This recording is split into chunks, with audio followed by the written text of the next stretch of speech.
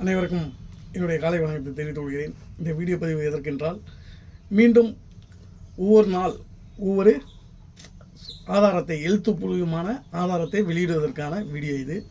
இன்றைய தலைப்பில் 2 வாகனமும் மோட்டார் வாகனத்திற்கு சட்டத்திற்கு முரண்பாடான செயலாகும் என்று அன்றைய வட்டார போக்குவரத்து அலுவலர் நாகராஜன் தெரிவித்திருக்கிறார். ரைட்டாக அறிவிக்கை கொடுத்துருக்கேன். டீலருடைய டிசிஆரை 3 வாரத்துக்கு கேன்சல் பண்ணியிருக்கேன். ரைட்டு, வாசமான வார்த்தை ஏற்றுக்கிறேன்.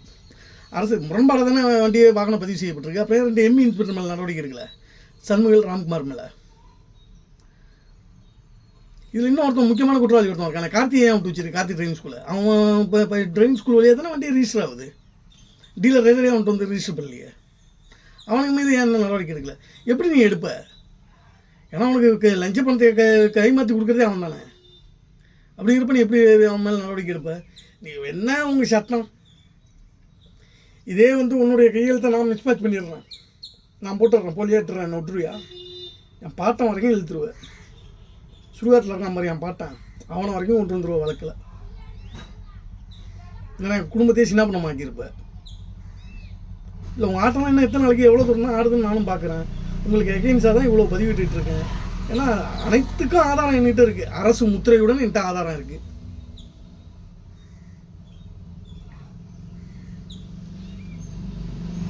எப்போ தான் நடவடிக்கை எடுக்க போகிறேன்? நடவடிக்கை எடுக்க திராணி இருக்கா இல்லையா? இல்லை, நான் வந்துட்டு கையை நீட்டிட்டேன், கை நீட்டி லஞ்சம் வாங்கிட்டேன், நான் நடவடிக்கை எடுக்க முடியாது, என்னை விட்டுறா சாமின்னு சொல்லி விட்டு தொலைஞ்சிடறேன்டா உங்களை. ஒன்று இப்படி வா, இல்லைன்னா ஒன்று அப்படி வா. எப்போ தான் நடவடிக்கைங்கிறது இருக்கும்? என்றைக்கு தான் நீங்களாம் திருந்த போகிறீங்க? என்றைக்கு திருந்த போகிறீங்க? லஞ்சங்கிறீங்க. ஒரு பக்கம் நீ ஊர் தாலி அறுத்து சம்பாரிச்சிட்டு இருக்கு, ஒரு பக்கம் நீங்கள் திருட்டா போயிட்டுருக்கு. அப்புறம் என்ன ஆகும்? அவன் வந்து பாரு, நான் வந்து 24 மணி நேரமும் எனக்கு வந்து இப்போ ஒரு 4 நாளாக தான் வீட்டில் இருக்கேன், ரெஸ்ட் லோடு இல்லை. ராகன்னு முடிச்சு உட்காந்து ஓட்ட முடியாமல் வண்டி ஹீட்டு, இன்ஜின் அனல், நைட்டு கண்ணு முடிக்கிறது அது ஹீட்டு. அப்படி சம்பாதிக்கிறதே எனக்கு ஓட்ட மாட்டேது. இப்படி நீங்கள் பிச்சை எடுக்கிறது எப்படி உங்களுக்கு ஓட்டும்? ஒரு பக்கம் திட்டாக தான் போவோம், அது போயிட்டு தானே இருக்குது. அப்புறம் என்ன, இதில் என்ன வேறு கருத்து?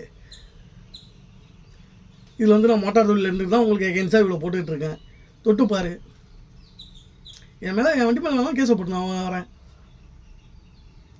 ஏன்னா எனக்கு வந்து நான் பண்டில் தான் ஓட்டுறேன். 25 டன் எனக்கு பாசிங்க. 25க்கு 24 900க்கு மேலே என் வண்டியில் இருக்காது. ஏன்னா உங்கள்கிட்ட மோதுறதெல்லாம் அப்படி மோதிக்கிட்டு இருக்கேன்.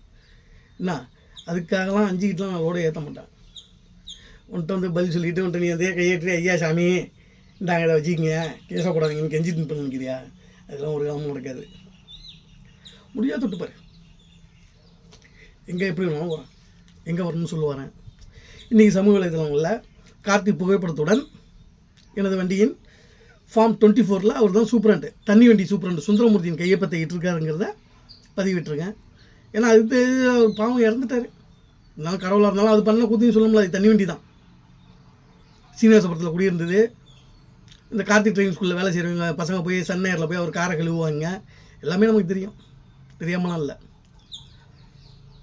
அது தண்ணி வண்டிக்கிட்டே தண்ணிக்கு வாங்கி கொடுத்துட்டு இவங்க கையெழுத்து இவங்க சௌரியத்துக்கு பூந்து விளாண்டு இவங்க கையெழுத்து மிஸ்மேட்ச் பண்ணிட்டாங்க. ஏன்னா அது செத்து புட்டுங்கிறதுனால இன்னும் நடவடிக்கை எடுக்கலையாங்கிறது தெரில. அது உயிரோடு இருந்தாலும் நடவடிக்கை எடுக்க மாட்டாங்க. ஆனால் இங்கே இருந்தாலும் லஞ்சமே பணம் கை மாறுது. அப்படிங்கிறப்ப எங்கேருந்து எடுக்கிறது? உண்மை தானே? நன்றி. அடுத்த பதிவில் வருகிறேன்.